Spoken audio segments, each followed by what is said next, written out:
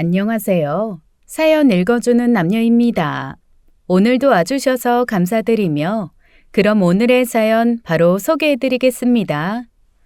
거의 40년 전 사회생활 시작하면서 친해진 동생이 있었어요. 엄청 오랜만에 전화 연락이 돼서 서둘러 얼굴 보자고 했더니 제게 이런 얘기를 하더군요. 언니, 나 하루 종일 옴짝달싹 못해. 우리 딸내미가 나한테 애 맡기고 일 다녀서 한 발짝도 움직일 수가 없어. 하긴 손주 봐주느라 친구 만날 시간 없는 할머니들이 그애 뿐이겠어요. 저 역시도 몇 년간 손주 봐주느라 고생한 경험이 있거든요. 이제와 생각해보니 저도 중학생 때까지는 할머니 손에 자라긴 했습니다. 엄마가 일을 다녔던 건 아닌데 제가 7남매 중 막내다 보니 엄마는 오빠들에게 집중했고 저와 언니들은 거의 할머니가 키웠죠. 하지만 똑같이 손주 키우는 건 마찬가지여도 그때랑 지금은 하나부터 10까지 달라도 너무 많이 다를 겁니다. 저는 아들만 둘 두었고 각각 손주가 한 명씩 있어요. 다들 맞벌이하고 있어서 애 키우면서 일한다는 게 힘들긴 할 거예요. 그러다 보니 틈만 나면 제게 전화해서 자기 아들 좀 봐달라고 부탁하죠. 애 엄마 다음 주에 3박 4일 지방 출장이래. 그래서 말인데요. 며칠간만 엄마가 우리 애 좀 봐주면 안 될까? 안 돼. 나 다음 주에 바빠. 무슨 일 때문에 바쁜데요? 물리치료도 받아야 되고 친구도 만나야 돼. 물리치료를 받는다고? 아, 왜요? 나 지난번에 다리 다쳤던 거 그게 아직 덜 났어. 아이, 그랬어. 많이 아픈 거 아니면 물리치료 다음 주에 받으면 안 돼. 그리고 친구 만나는 약속도 나중으로 미뤄봐. 둘 다 당장 급한 거 아니잖아. 그렇지. 둘 다 당장 급한 건 아니지.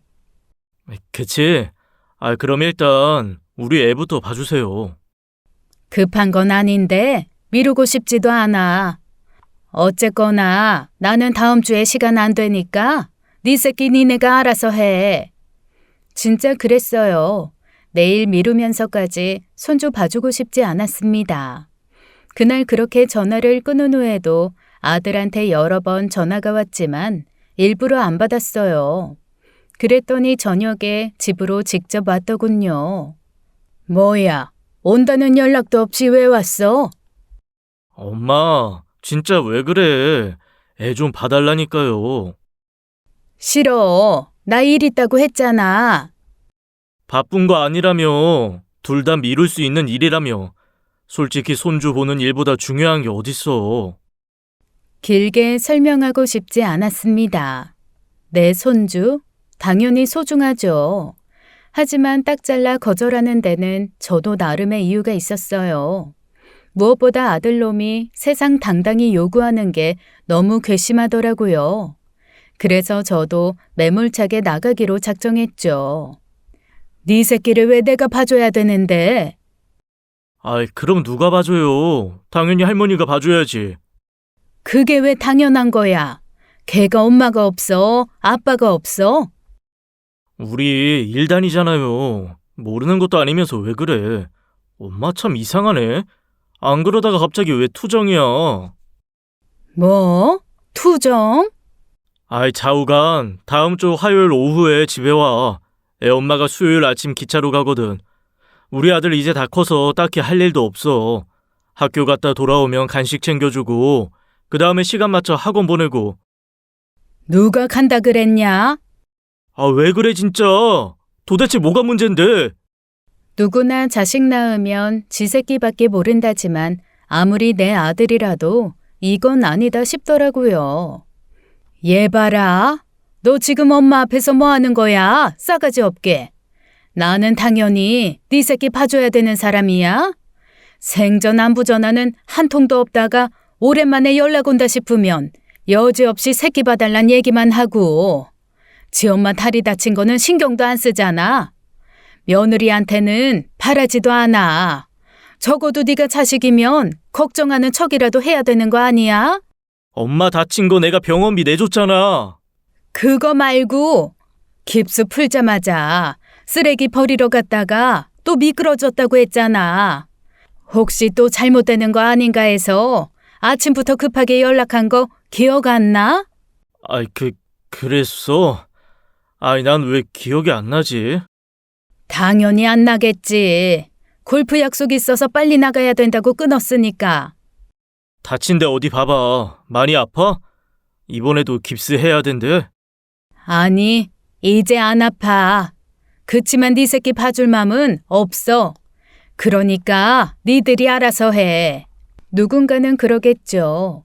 남도 아닌 내 손주인데 만사 제쳐놓고 봐줘야 하는 거 아니냐. 당연한 얘기입니다. 저도 처음 손주 태어났을 때는 열일 제쳐놓고 달려가 먹이고 재우고 했어요. 그런데 마음이 바뀌었습니다. 그럴 만한 이유가 있었거든요. 남편과 저는 두 아들을 위해 정말 열심히 살았어요. 잠깐 남편 얘기를 해보자면 그 사람과는 같은 직장에서 만나 결혼했습니다.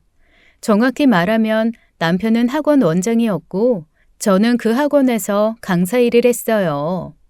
남편은 어려서부터 천재 소리를 들을 만큼 공부를 잘했다고 합니다. 하지만 집안 형편이 매우 좋지 않았는데 그래서 이를 악물고 더 악착같이 공부를 했대요. 어떻게든 서울대에 가야겠다. 서울대 가고 싶었던 이유는 오로지 하나. 다른 대학에 비해 등록금이 싸다는 거였죠. 결국 목표한 대로 서울대에 입학을 했답니다. 하지만 입학한 순간부터 공부에 소홀했대요. 돈을 벌어야 했으니까요. 학비도 벌어야 하고 용돈도 벌어야 하고 시골집에 생활비도 보내야 했답니다. 그래도 서울대 타이틀이 좋긴 좋은지 과외 알바로 돈을 꽤 많이 벌었대요. 내가 버는 과외비로 집안 생계부터 책임져야 했어. 가난한 집들 공통점이 뭔지 알아? 바로 빚이야. 감당 안 되는 빚. 나름 꽤 번다고 생각했는데도 과외비 받아서 집에 갖다 주면 빚 갚느라 금세 사라지고 사는 건 나아지지 않는데 돈은 끊임없이 들어갔던 것 같아. 학교 휴학하고서 돈을 벌면서도 학교로 다시 돌아가야 한다는 생각은 하는데 그게 안 되더라고.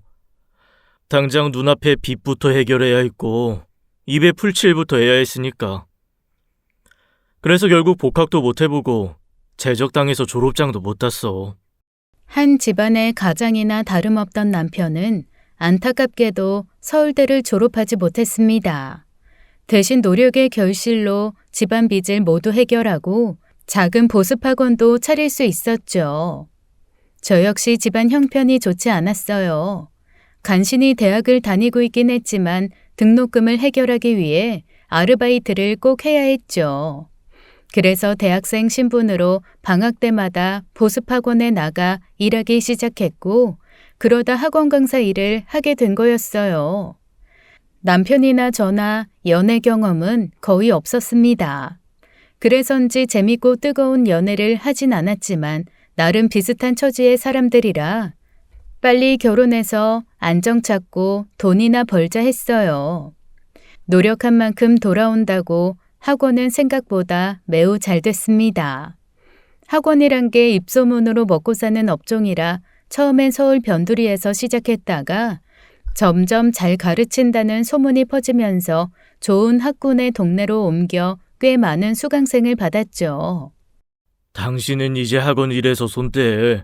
나는 남의 집 애들 가르치는 데 집중할 테니까 당신은 우리 애들한테만 집중해. 첫 애 낳고 둘째 임신하자마자 일을 그만두었습니다. 애들 가르치는데 이미 학습돼 있던 터라 제 아이들 공부 가르치는 일은 어렵지 않았어요.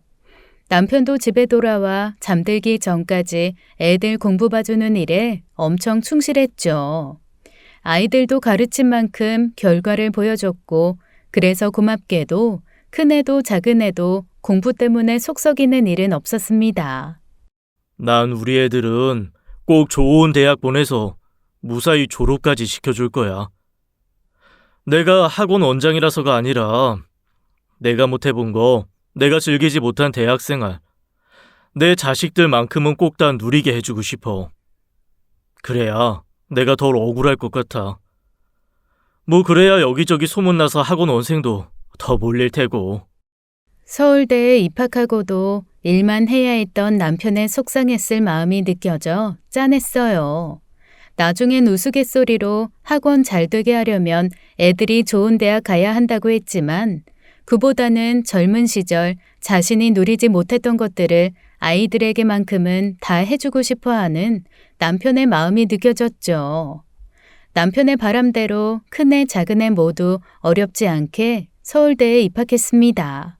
정말 뿌듯했어요. 세상 부러울 게 없었습니다. 세상에, 두 아이들 모두 서울대 보내고 얼마나 좋으세요? 비결이 뭐예요? 공부 어떻게 가르치신 거예요? 특별히 해준 건 없어요. 공부하라고 잔소리도 거의 안 했거든요. 지들 능력으로 들어간 건데요, 뭐. 말은 이렇게 겸손하게 했지만 솔직히 속으로 우쭐한 마음도 있었어요. 큰애는 졸업 후에 곧바로 언론사에 입사했고 작은애는 공기업에 들어갔습니다. 남편이나 저나 워낙 없이 자랐기에 돈 많고 간판 좋은 집안에 대해 막연한 동경이 있었어요. 우리는 못 누렸지만 내 자식 그리고 내 손주들은 좋은 집안 애들이란 소리를 듣게 해주고 싶었습니다. 다행히 학원도 계속 잘 됐고 점점 규모도 키워갔죠. 두 아이들 번듯하게 결혼만 시키면 할 돌이 다 한 거라 생각했어요. 아이 둘 모두 31살에 결혼을 했는데요. 두 며느리는 학벌도 좋았고 집안도 좋았습니다. 큰 며느리는 방송국 PD고 작은 며느리는 학교 선생이에요. 둘 다 결혼하자마자 곧바로 아이도 낳았죠. 하지만 딱 그때까지였습니다.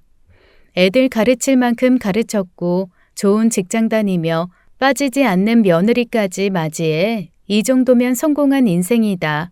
이제 나는 누구보다도 편안한 노후를 만끽할 거라 생각했죠. 그런데 진짜 전쟁은 그때부터 시작이었습니다. 엄마, 애엄마 육아 휴직 끝나고 다음 달부터 회사 복귀하거든. 그럼 우리 애기 엄마가 봐줄 거지? 당연히 봐줘야지. 내가 매일 너희 집으로 가면 돼? 그냥 주중에는 우리 집에 와 있으면 안 돼? 어떻게 그래? 네 아버지 아침 저녁은 챙겨줘야지. 아이 그럼 아침 8시 반까지 와. 나는 7시 반에 나가고 그 사람은 8시 반에 출근하거든. 젊은 시절 학원 일 할 때도 이보다 더 열심히는 아니었던 것 같아요. 새벽같이 일어나 남편 아침 챙겨주고 출근길 지옥철을 타고 아들 집으로 달려갔죠. 당연히 내가 해야 되는 일이라 생각했으니까요. 어머니, 부탁드릴 게 있는데요. 낮에 좀 더우시더라도 에어컨 대신 선풍기 트시면 안 될까요? 에어컨 바람이 애기 피부에 안 좋다는 말이 있더라고요. 그래? 그럼 그러자. 내가 좀 참지 뭐. 손주를 위해서라면 뭐든 할 수 있었습니다. 날이 덥든 춥든 얼마든지 참을 수 있었죠. 그래서 저는 할머니 노릇 잘하고 있다고 생각했고 아들 며느리도 만족한다고 생각했어요. 그러다 우연히 아들 내외가 나누는 대화를 듣게 됐는데요. 어머니 드나드시는 이유로 집에 짠내며 비린내며 냄새가 진동해. 퇴근할 때마다 집에 오면 비위가 상해서 죽겠어. 그거 이 젓갈 냄새 때문에 그런 거 아니야?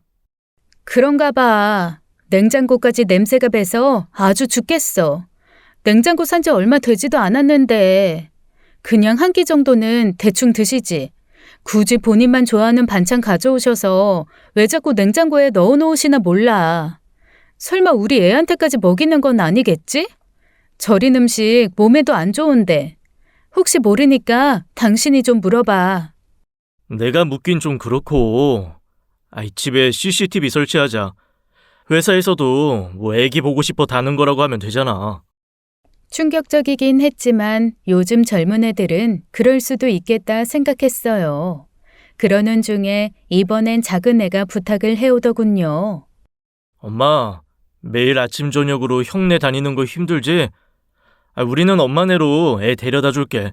그러니까 이제는 우리 애 봐주라, 응? 그럼 네 형네는 어떻게? 둘 다 능력 되는데 사람 쓰라고 하면 되지. 무엇보다 매일매일 형네 출퇴근하는 거 힘들잖아. 하여간 형은 양심도 없어. 어떻게 엄마를 매일 오라고 하냐? 우리 애기는 주중에 엄마 집에 데려다 주고 주말에만 우리가 데려다 볼게. 엄마 입장에서도 그게 훨씬 편하지 않아? 이도저도 할 수 없는 상황이었습니다. 제가 결정하기엔 너무 힘든 문제였어요.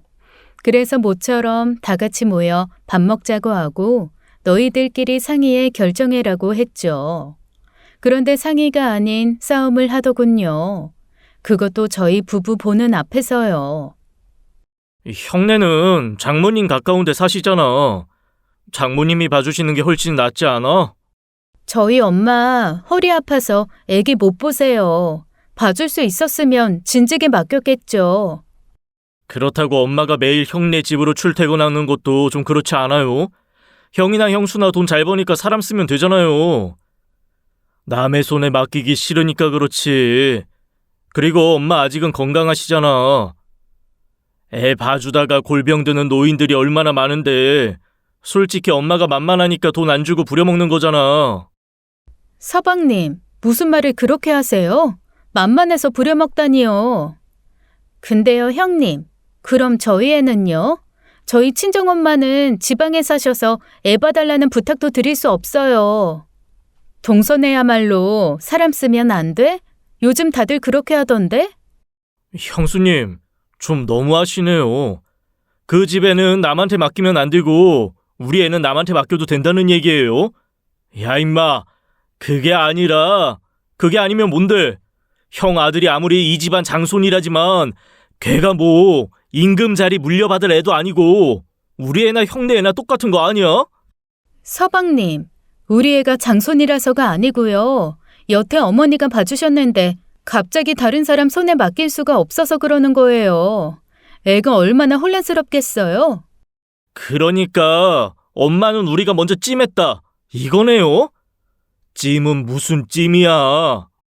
솔직히 저희 애도 할머니 사랑 받을 자격 있잖아요. 그리고 어차피 형님네나 저희나 둘 중 하나는 돈 들여서 사람 써야 되는데 저희만 돈 쓰는 건 좀 억울해요. 전 아무 말도 할 수 없었습니다. 끼어들고 싶어도 끼어들 틈이 없었어요. 옆에 있던 남편은 계속 보고 있기 민망한지 말없이 방으로 들어가 버리고 저는 그저 이 싸움이 어떻게 끝날지 기다리는 수밖에 없었죠. 둘 다 벌 만큼 벌잖아. 애 키우는데 그 정도로 돈도 못 써? 그러는 형네는 왜 돈 안 들이고 엄마 덕 보는데? 너 아까서부터 계속 그 얘기하는데 내가 돈 아끼려고 그러는 것 같아? 그럼 우리가 사람 쓸 테니까 형이 그 돈 대주던지. 보고 있자니 끝나지 않을 싸움 같더군요. 죽으나 사나 제가 결론을 내리는 수밖에 없었습니다. 그런데 그때 방에 들어갔던 남편이 나와 한 소리 하더라고요. 니네들 그만해라. 네 엄마가 물건이냐 서로 갖겠다고 싸우게. 이 어릴 때도 안 싸우던 애들이 지 새끼들 때문에 싸우는 거 더는 못 보겠다. 작은 애 내일 당장 사람 알아봐. 그 돈 내가 줄 테니까. 애 봐주는 문제는 그렇게 일단락 되는 줄 알았습니다. 남편이 작은 애네 지원을 해준다는 걸로 해결된 거라 생각했죠. 하지만 큰 애도 작은 애도 틈만 나면 저를 너무 힘들게 하더라고요. 엄마, 내일 형네 안 가고 우리 애 봐주면 안 돼? 왜? 무슨 일이 있어? 애 봐주는 사람이 못 온대? 어제 애 엄마가 한 소리 했더니 기분 나빠서 이제 안 온대. 뭐라고 했길래 기분이 나쁘대? 애 열 있는 것 같아서 병원 좀 데려가라고 했거든. 그랬더니 아파트 상가에 있는 병원을 데려간 거야. 애 엄마가 분명 대학병원에 가라고 했거든. 열 좀 나는 것 같고 무슨 대학병원까지 가? 하여튼 엄마, 내가 내일 아침에 애기 데리고 형네로 갈 거니까 형네 애랑 우리 애랑 같이 봐줘.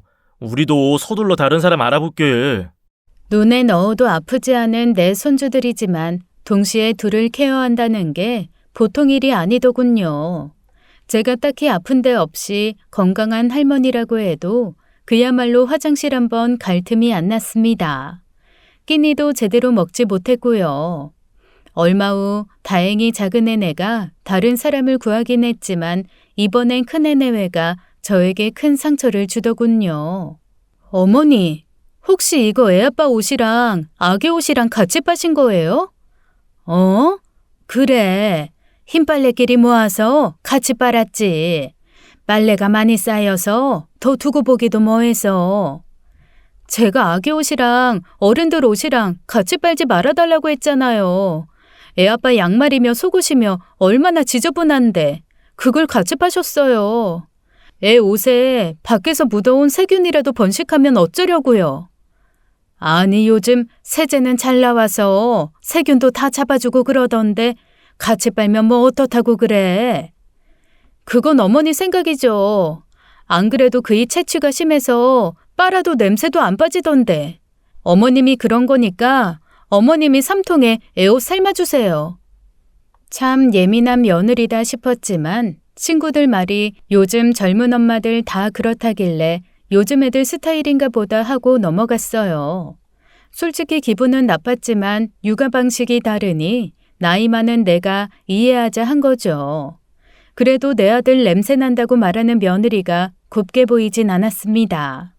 큰 며느리가 유난이다 싶었지만 지 새끼 위하느라 그런 거겠지 하고 생각했네요. 그러다 우연히 또 큰애 내외가 나누는 대화를 듣게 됐는데요. 그때 들었던 얘기는 저에게 적잖이 충격을 주었습니다. 나 솔직히 어머니가 애 봐주시는 거 마음에 안 들어. 그럼 어떡해.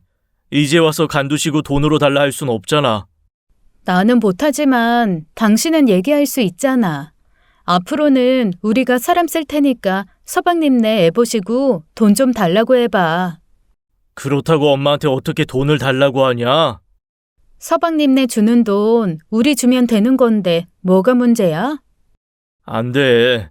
나중에 학원 달라고 해야지. 벌써부터 푼돈 받아가서 뭐해. 나도 그랬을까? 지금 당장 내 새끼밖에 안 보여서 부모님께 상처 준 적은 없었을까라는 생각이 머리를 스쳤습니다. 애들 얘기를 들으니 뒤통수가 띵해지더군요. 그렇다고 이제 와서 애 봐주는 일에서 손 뗄 순 없었습니다. 그래 몇 년만 참자. 애가 조금 커서 어린이집 다닐 때까지는 어떻게든 책임지고 봐주자. 눈을 질끈 감고 이를 악물었습니다. 그런데 갑자기 예상치 못한 불행이 물밀듯 닥쳐오더군요. 아기 밥 먹이고 낮잠을 재우고 있는데 남편 학원에서 연락이 왔어요. 사모님, 원장님 방금 쓰러지셔서 병원에 실려가셨습니다. 어서 병원으로 가보셔야 될 것 같아요. 남편이 쓰러졌다는 얘기에 별일 아니겠지, 별일 아닐 거야 하며 한달음에 달려갔습니다.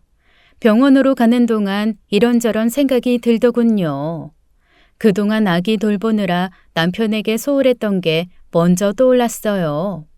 저녁에 집에 오면 제 몸이 천근만근이라 식사도 대충 챙겨줬고 정작 내가 사는 집은 집안일조차 제대로 못해 엉망진창이었죠. 그래서 남편이 집안일까지 도맡아 했습니다. 아이 봐주기 전에는 저녁마다 같이 산책도 하고 건강검진도 꼬박꼬박 챙겨받곤 했는데 사소하지만 중요한 그 모든 걸 다 손 놓고 있었던 거죠. 병원에 도착한 저는 그 자리에 주저앉고 말았습니다. 남편이 이미 숨을 거둔 상태였거든요. 심장마비라고 했어요. 학원 일이 힘든 거야 당연하지만 몇십 년을 운영하면서도 아무 일도 없었던 사람이 갑자기 이렇게 쓰러져 한순간에 떠날 줄은 미처 몰랐습니다. 남편이 떠나고도 이게 현실인지 꿈인지 헷갈릴 지경이었어요. 장례 치르는 3일간 저는 슬픔에 빠져 주변은 돌아보지 못하고 있었어요. 그런데 나중에 제 동생이 이런 얘기를 전해주더라고요. 언니네 며느리들 원래 그랬어? 참 대단하더라. 그게 무슨 말이야? 문상은 손님들 신경 쓸 생각도 안 하고 종일 자기 새끼들만 껴안고 있더라고. 상복 입고 있었으니 망정이지 안 그랬으면 손님인 줄 알았겠어. 애들이 아직 어려서 그런다고 해도 유난도 그런 유난이 없더라. 큰 며느리는 지 남편 붙잡고 집에 가고 싶다고 징징대는 게 며느리가 할 소리야? 언니한테 며느리들 똑똑하고 착하다 소리만 들어서 그런 줄 알았는데 영 아니네. 동생 얘기 듣고 속은 상했지만 며느리 붙잡고 뭐라고 할 순 없었습니다. 어쨌거나 내 며느리고 내 자식이니 되도록 감싸주고 품어줘야 되니까요. 게다가 평생 같이 살던 남편이 갑자기 떠나 몸의 반쪽을 잃은 것 같았지만 앞으론 내 자식, 내 며느리들, 내 손주들 보며 살아야 했기에 마음을 다잡아야 했습니다. 그런데 불행은 그게 끝이 아니더군요. 남편이 떠나고 이것저것 정리하다 보니 학원 건물이 저 모르게 저당 잡혀 있더라고요. 학원을 담보로 엄청난 금액이 대출되어 있고 그 돈은 고스란히 시동생에게 가 있었습니다. 형수님, 죄송합니다. 이 재작년에 제 회사가 휘청거렸거든요. 수십 년간 공들인 사업이 하루아침에 날아갈 상황이라 어쩔 수 없이 형님한테 부탁 좀 드렸습니다. 그 돈 제가 어떻게든 갚겠습니다. 미리 말씀 못 드린 거 죄송해요. 어떻게든 갚겠다고는 했지만 이미 대출이자가 많이 밀려있는 상태였어요. 시동생 회사 역시 위험한 상태 같았죠. 마음 졸이며 하루하루를 보내던 중 결국 우려하던 게 날아오더군요. 학원 건물 경매 통보였습니다. 남편의 전부였어요. 정확히 말하면 저의 청춘마저 고스란히 쏟아부은 학원이었습니다. 말 그대로 평생을 읽어온 건데 날아가는 건 하루아침이더라고요. 남편이 말도 없이 제 곁을 떠난 것처럼 학원도 그렇게 날아가 버린 거죠. 미쳤네, 미쳤어. 작은 아버지 정말 너무하신 거 아니야? 우리한테 어떻게 이럴 수 있어? 자기 회사 팔아서라도 학원 돌려놓으라 그래. 그걸 어떻게 팔아? 누가 사냐? 설령 판다 해도 여기저기 빚잔치 하고 나면 우리한테 떨어지는 거 하나 없을걸? 작은 아버지도 작은 아버지지만 아버지가 우리한테 이럴 줄 상상도 못했다. 솔직히 그거 우리 거잖아. 형이랑 나한테 물려줘야 되는 거잖아. 아버지는 우리한테 미안하지도 않았나? 그게 왜 니네 거야? 당연히 우리 거지. 자식한테 물려주는 게 맞잖아. 아버지가 우리한테 해준 게 뭐 있다고. 해준 게 뭐 있냐니. 니네 결혼할 때 아파트 해준 거는 생각 안 해? 막말로 집 한 채씩 사준 것도 아니고 그래봤자 전세잖아. 서울 전셋값이 얼만데 그건 푼돈이야? 이렇게 될 줄 알았으면 아예 돈 조금 보태서 집을 사주셨으면 좋았잖아. 그건 그렇지. 그나저나 어떻게 담보 써줄 생각을 하시지? 대학을 제대로 안 다녀봐서 생각이 그렇게 없으신가? 이래서 부모가 똑똑해야 자식도 잘 사는 건데. 그때 깨달았습니다. 제가 애들을 잘못 키웠다는 걸요. 하지만 이제 와서 후회한들 어쩌겠어요. 학원이 날아간 건 변함없는 사실인데요. 그런데 그 와중에 며느리는 한술 더 뜨더군요. 어머니는 전혀 모르셨어요? 어떻게 일이 이 지경이 되도록 모르고 계실 수가 있어요? 애 보느라 네 아버지 밥도 제대로 못 챙겼는데 그걸 어떻게 알아봤겠니? 애 보는 거랑은 상관없죠. 전 재산이 날아가는 문제잖아요. 맞아요. 어머니가 조금 신경 쓰셨다면 이렇게 통째로 넘어가진 않았을 텐데. 제가 신경 쓰지 못한 거야 사실이지만 그래도 어떻게 이게 제 잘못인가요? 동생 일이라면 발벗고 나서서 도와주고 싶어하는 남편의 잘못이라고도 할 수 없었어요. 시동생이 일부러 사업 망한 것도 아니었고요. 더군다나 남편이나 시동생이나 법 없이도 살 만큼 착한 사람들이었습니다. 아마 남편이 제게 상의해서 시동생을 도와주자고 했어도 그러자고 했을 거예요. 그만큼 서로 믿고 의지하는 가족이었죠. 하지만 애들하는 얘기를 듣고 있자니 기가 차서 말이 안 나오더라고요. 애들 결혼한다고 했을 때 남편과 나눴던 대화가 생각났습니다. 애들 집은 어떻게 해줘야 되나? 회사 가까운 동네로 전세 아파트 하나씩 해주지 뭐. 요즘 서울 전셋값이 집값 맞먹는다는데 그럴 거면 그냥 사주는 게 낫지 않아요? 돈이 없어 안 사주나. 지들 힘으로 살아보라고 그러는 거지. 몇 푼 더 보태 집 살 수 있다면 그 돈 지들이 알아서 보태야지.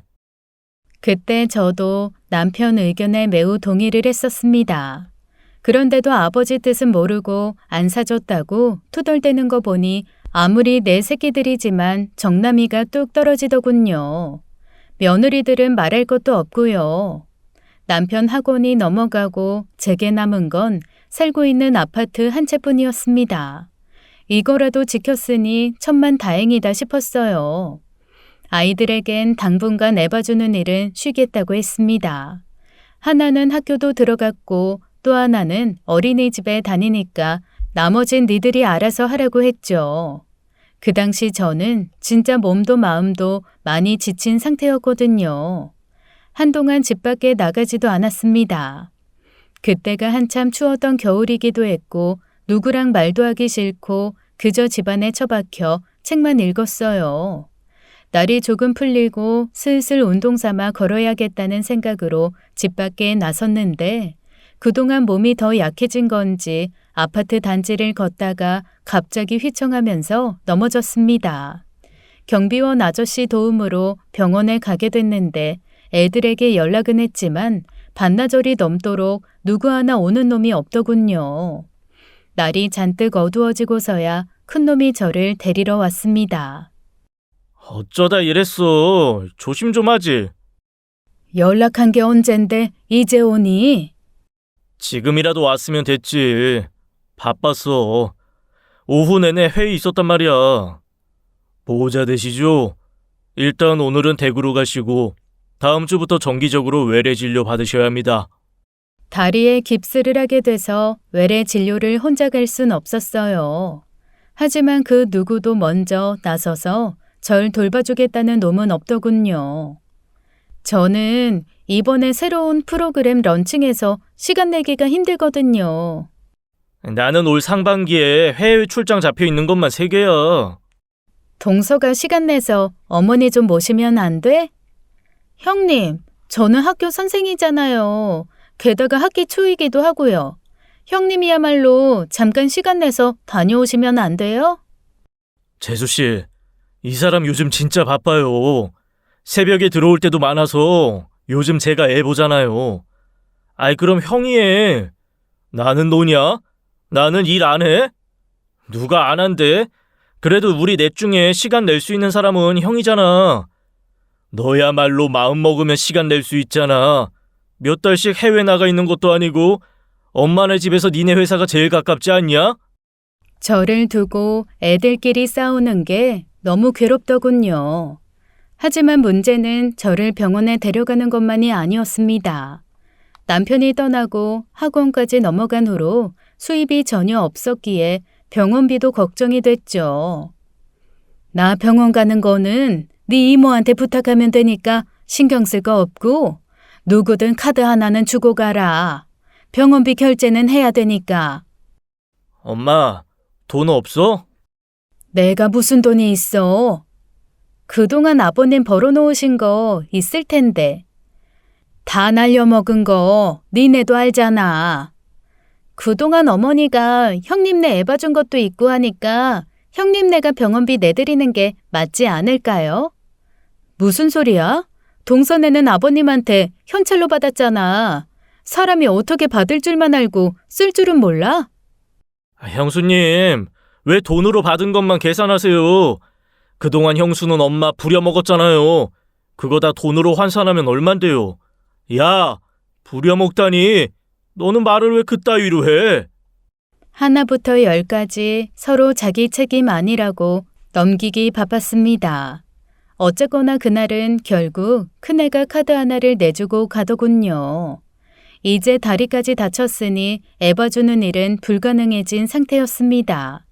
그래서 예상하긴 했지만 며느리들은 대놓고 저를 무시하기 시작하더군요. 다음 주 주말에 막내 고모 작은 딸 결혼한단다. 그래서요? 나는 다리를 다쳐서 못 가니까 너랑 네 신랑이 가서 얼굴 비춰야 될 것 같아. 다음 주 주말이요? 안 되는데. 그날 애 데리고 캠핑 가기로 했거든요. 그럼 너랑 애만 가. 네 신랑 결혼식 보내고. 어떻게 저희 둘이 가요? 텐트 치려면 그 사람 있어야 돼요. 그래서 못 간다고? 그냥 봉투만 보내면 안 될까요? 너희 결혼할 때 그 집 식구들 다 왔었는데? 아, 알겠어요. 애 아빠랑 상의해 볼게요.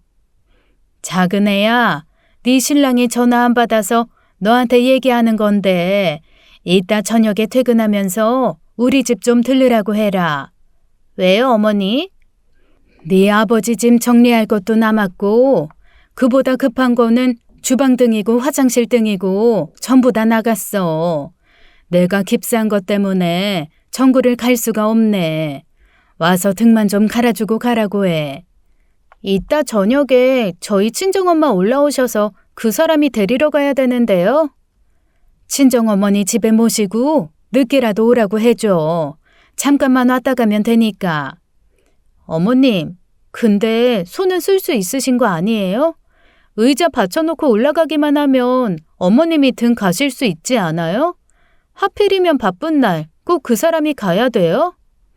더는 못 참겠더라고요. 다리 깁스한 노인더러 의자 위로 올라가라니 그게 생각이 있는 사람이 할 소린가요?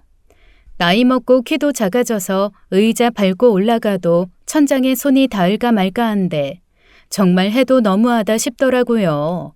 게다가 남편이 없어서 이런 부탁을 해야 하는 게 더 서러웠어요.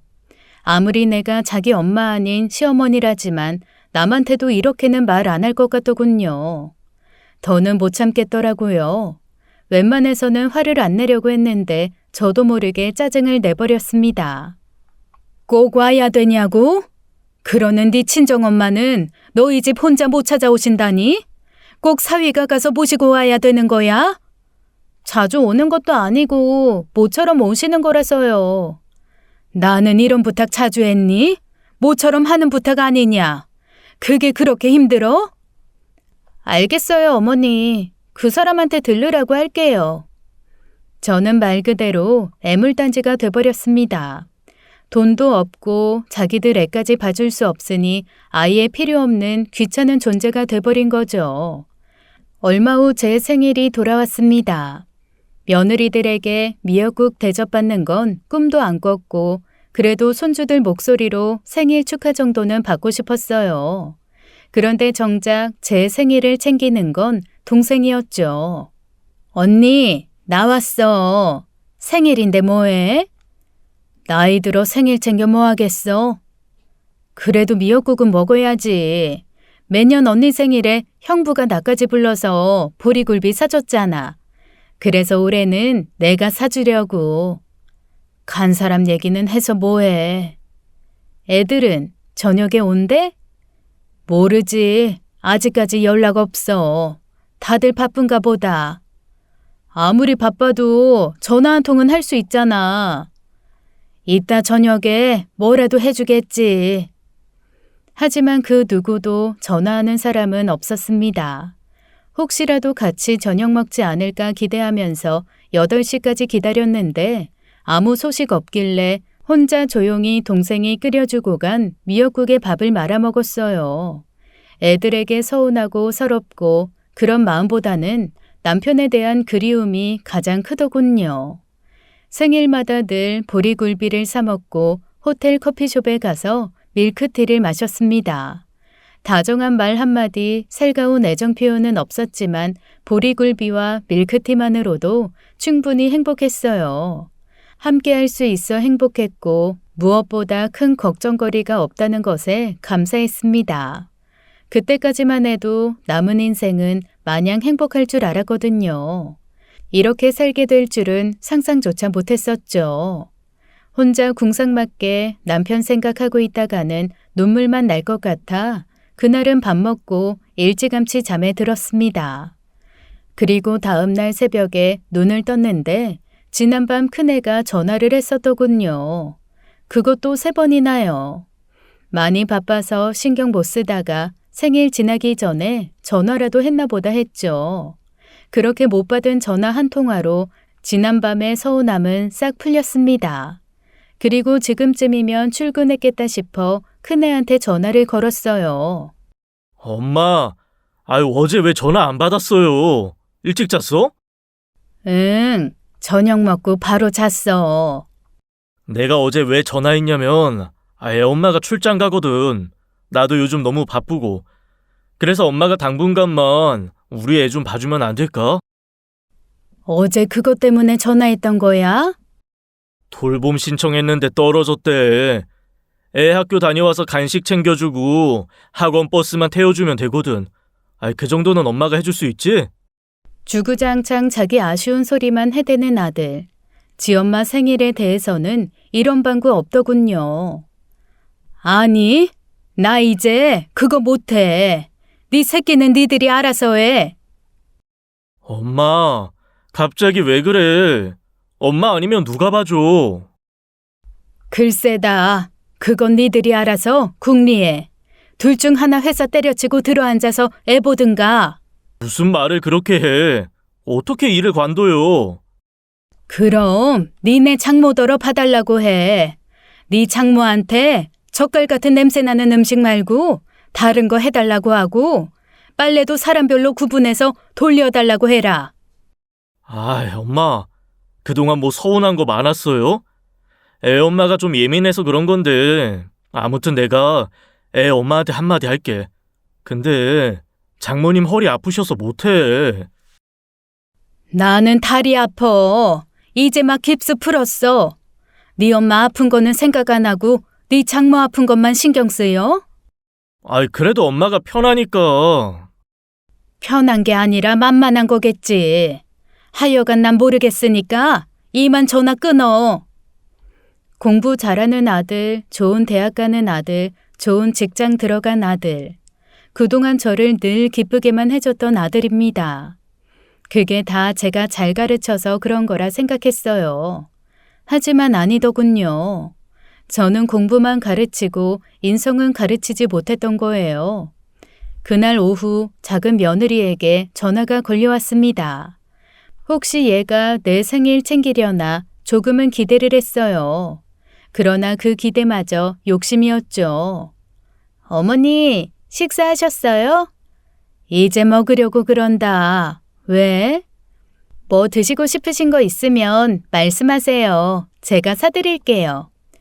사주려면 어제 사줬어야지. 어제요? 왜요? 역시나 시어미 생일은 전혀 생각 못하고 있더군요. 됐고, 웬일로 전화했니? 나 먹고 싶은 거 있을까봐 전화한 건 아니잖아. 그게요, 어머니. 저희 애 좀 부탁드리려고요. 친정엄마 올라와 계신다며. 계실 만큼 계셔서 다음 주에 내려가셔야 되거든요. 친정아버지 계속 혼자 계시게 할 순 없으니까요. 그건 그렇지. 너희 엄마도 본인 생활이 있을 테니. 엄마 내려가시고 나면 당장 애 봐줄 사람이 없어요. 사람 쓰면 되잖아. 사람은 뭐 공짜로 쓰나요? 아버님 안 계셔서 지원해줄 사람도 없고. 그래서 공짜로 쓸 수 있는 나한테 맡기겠다? 아니요. 저 그렇게 양심 없진 않아요. 안 그래도 어머니 돈 필요하시잖아요. 저희가 돈 드릴게요. 남한테 돈 쓰느니 어머니 드리는 게 서로 좋으니까요. 그래서 얼마나 줄 건데? 30만 원 드릴게요. 그 정도면 어머니 한 달 용돈으론 괜찮죠? 물론 한 달 용돈으론 나쁘지 않지. 그쵸? 근데 애 봐주고 받는 돈으로는 어이없지. 네? 고스란히 용돈으로만 받으면 고맙지만 애 보는 값으론 택도 없다는 거야. 그렇긴 한데 저희가 사정이 좀 안 좋아서요. 사정이 왜 안 좋은지 나는 모르겠다. 지난번 네 친정아버지 칠순에 안마의자 보냈다고 들었는데 그때 큰돈 써서 돈이 없는 거니? 나는 어제 생일상도 못 받았는데? 어머니, 어제 생신이셨어요? 그 사람 아무 말 없던데. 지 엄마 생일 까먹는 놈도 한심하고 시어미 생일 모르고 사는 너한테도 섭섭하구나. 어쨌거나 나는 애 못 봐주니까 30만 원으로 애 봐주는 사람 구해봐. 너무 기가 막혀서 말은 안 나오고 헛웃음만 나더라고요. 다른 집 애들도 이럴까 먹고 살기 바쁘고 자기 새끼밖에 모르면 부모는 안중에도 없어지는 걸까요? 더 이상 아이들에게 그 어떤 것도 바라지 말자 다짐했습니다. 효도까지는 안 바래도 최소한의 엄마 대접은 해줄 줄 알았는데 그마저도 욕심이었던 거죠. 생떼 쓰고 우겨가면서 받아내기는 싫더라고요. 그래, 어차피 품에서 떠난 자식이니 니들끼리라도 잘 살면 그만이다. 그게 맞는 거다. 라는 생각을 했어요. 전에 한번 생활비가 모자라 작은 아들에게 돈 좀 달라고 부탁을 한 적이 있습니다. 돈? 엄마가 돈 쓸 데가 어딨다고? 너나 네 형이나 나한테 용돈 안 주잖아. 내가 아무리 돈 쓸 데 없다고 해도 쌀도 사야 되고 전기요금, 수도요금은 내야 되니까. 엄마, 나 돈 없어. 그 사람이 다 관리하잖아. 내가 네 댁 모르게 달라고 했니? 엄마 용돈 주는 게 그렇게 이상한 일이야? 생각지도 못한 일이니까 그렇지. 아, 형은? 형한테 달라고 하면 안 돼?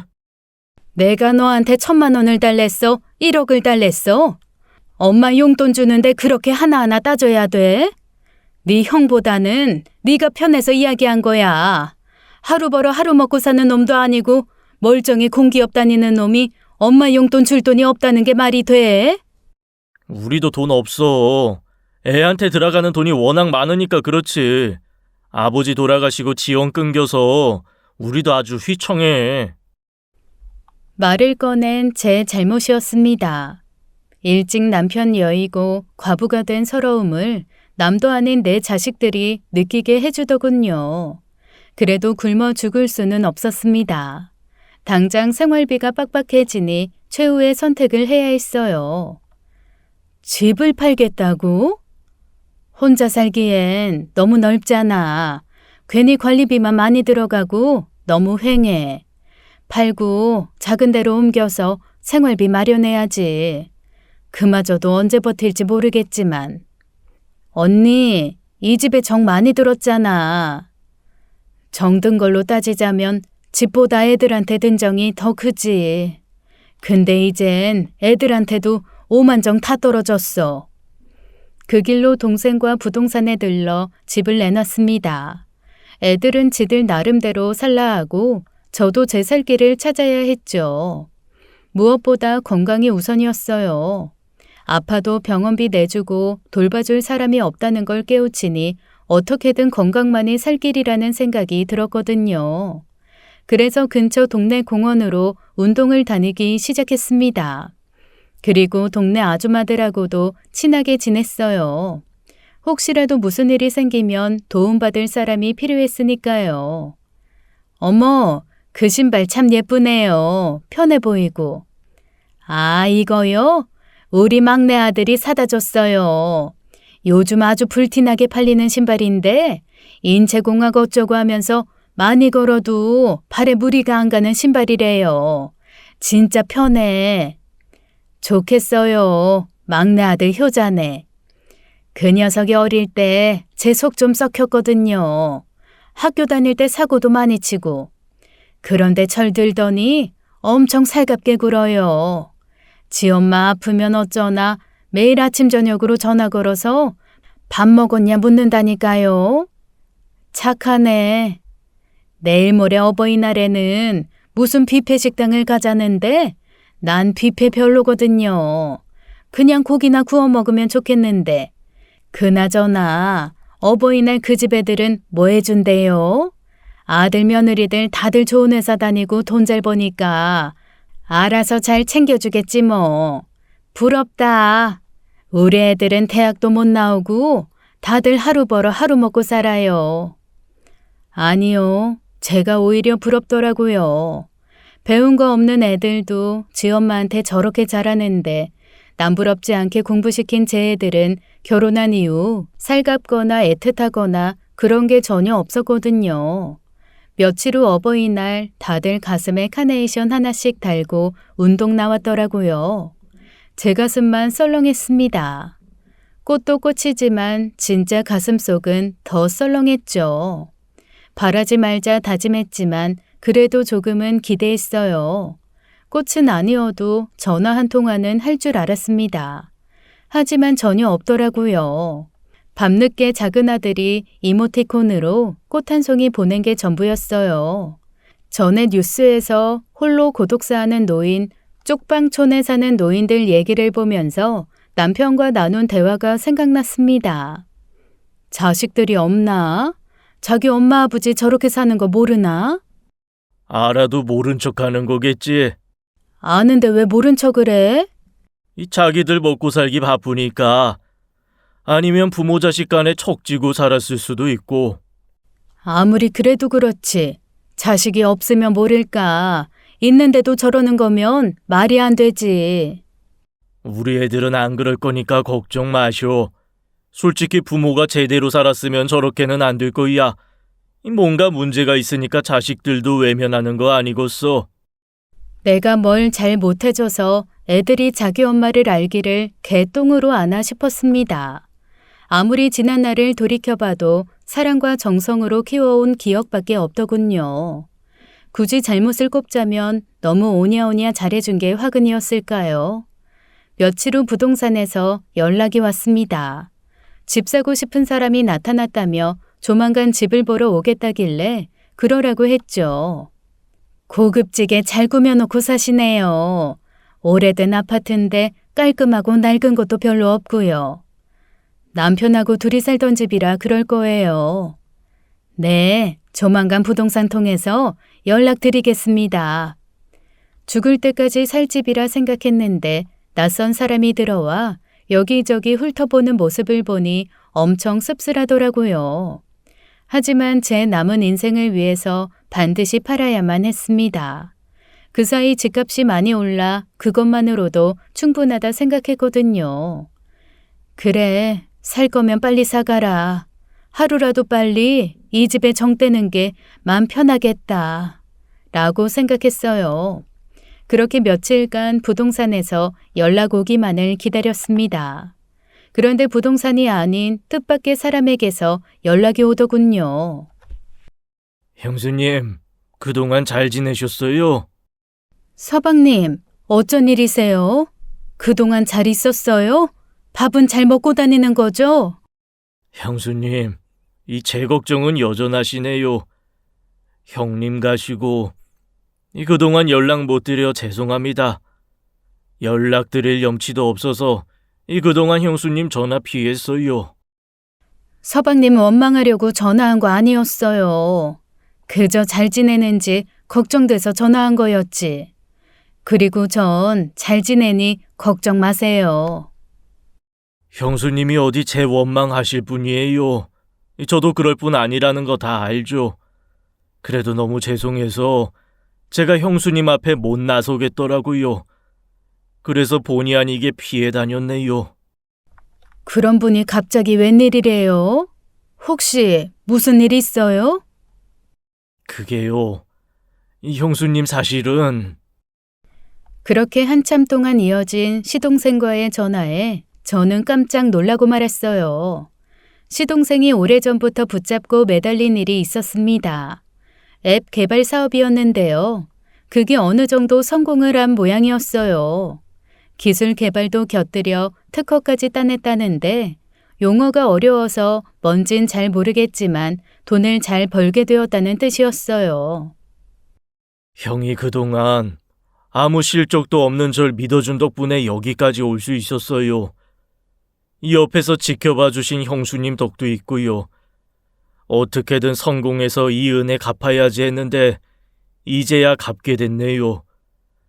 아직은 시기상조라 제가 그 돈 다 갚아드릴 수는 없지만 형수님께 제안하고 싶은 게 있어요. 저희 회사 이사장 자리에 형수님 이름 올리려고요. 이사장이요? 전 그런 거 할 줄 몰라요, 서방님. 뭐 하시라는 게 아니에요. 그냥 이름만 올려놓으시면 됩니다. 대신 월급은 꼬박꼬박 드릴 거예요. 봐서 내년쯤에는 상장도 할 생각이니까 그렇게 되면 월급 더 많이 드릴게요. 기다려주셔서 고맙습니다, 형수님. 어안이 벙벙했습니다. 전혀 생각지도 못한 곳에서 생각지도 못한 소식을 듣게 되니 이게 뭔가 싶어 한동안 멍하니 앉아 있었어요. 그때 마침 부동산에서 전화가 걸려왔습니다.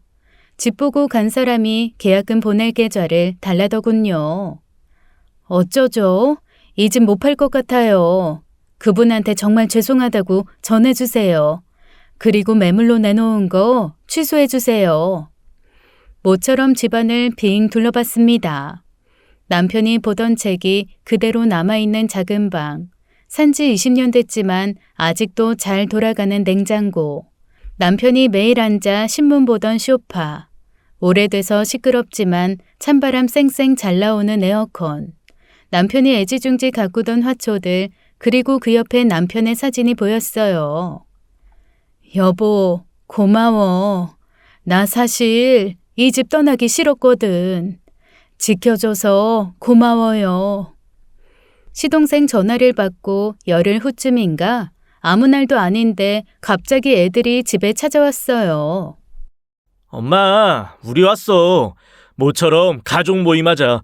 애들도 다 데리고 왔어요. 연락도 없이 웬일이야?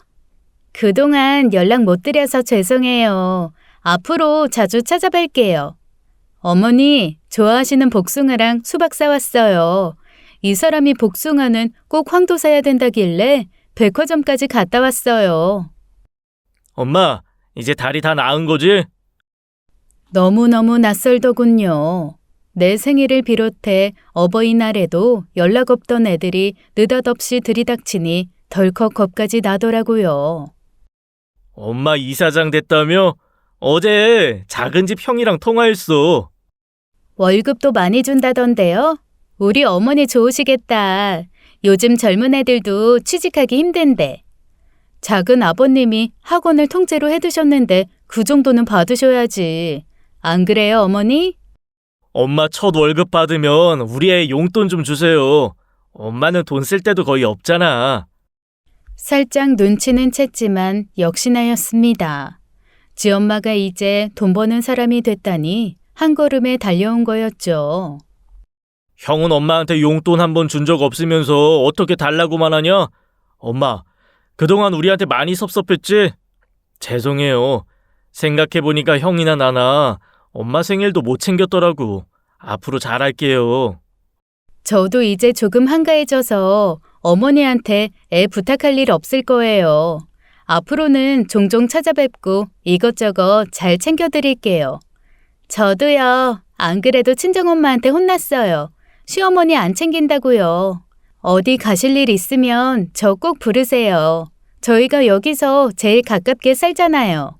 나이가 들면 자연스럽게 점쟁이가 된다고 하죠. 애들이 저를 보며 얘기하는 표정만 봐도 어떤 속셈인지가 빤히 보였습니다. 맘 같아선 한 소리 하고 싶었어요. 왜? 이제 네 애미 돈 번다니까 콩고물이라도 떨어질까봐 이러는 거야? 꿈도 꾸지 마.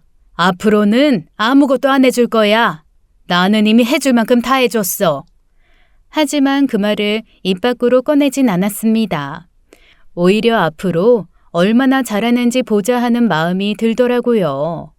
가식이고 다른 속셈이 있긴 해도 얼마나 잘하는지 보고는 싶더라고요. 나야 고맙지 뭐. 일단은 얘기 그만하고 밥이나 먹자. 아이들이 비싸고 맛있는 걸 사준다기에 얼른 따라 나섰습니다. 큰아들이 계산하길래 잘 먹었다는 인사 한마디만 덧붙여 주었죠. 제 자식들이 부모인 우리에게 무언가를 받을 때마다 간단히 감사 인사 하듯이요. 이제 저는 자식들에게 받기만 하며 지내기로 했어요. 지들이 챙겨준다는데 그동안 정성으로 키워온 엄마로서 챙김을 안 받을 이유가 없으니까요. 이제는 제가 자식들에게 무조건적인 사랑을 받아보려 합니다. 자식들이 요구하는 것들도 웬만한 건 들어주지만 선을 넘는다 싶으면 단칼에 거절하고 있어요. 그렇게 하니 자식들도 엄마 어려운 줄 알더라고요. 며느리들도 제게 함부로 말하지 않네요. 제가 금전적 여유가 생겨서가 아니라 할 말 제대로 하고 나니 며느리들도 조심하더라고요. 저는 이제 아이들에게 금전적으로도 인력으로도 도움을 주고 있지 않습니다. 그러다 보니 저에게 집중하는 시간이 늘어났어요. 저를 위해 돈을 쓰고 배우러 다니고 운동하는 게 일상이네요. 멀리 있는 자식들보다 옆에 있는 친구들에게 저렴한 밥 한 끼 서로 사주는 게 더 기쁜 일상이에요. 이것도 나이 들어가며 겪는 한 과정인 것 같습니다. 그래서 나이 들면 친구가 많아야 하나 봐요. 덜 외롭고 서로 공감도 해주며 지내게 되니까요. 괘씸하고 얄미운 애들이지만 그래도 늘 건강하고 하는 일 모두 잘 되길 기도합니다. 덕을 볼 생각은 없지만 저도 엄마이기에 그 마음까진 접히진 않더라고요. 하지만 이제는 그 누구보다도 저 스스로를 위해 살 거예요. 남편을 먼저 보내긴 했지만 앞으로 건강한 노년 잘 살아보겠습니다. 모두 행복하세요. 지금까지 사연 읽어주는 남녀였습니다. 끝까지 시청해주신 여러분 감사드리며 저희는 다음 사연으로 돌아올게요. 감사합니다.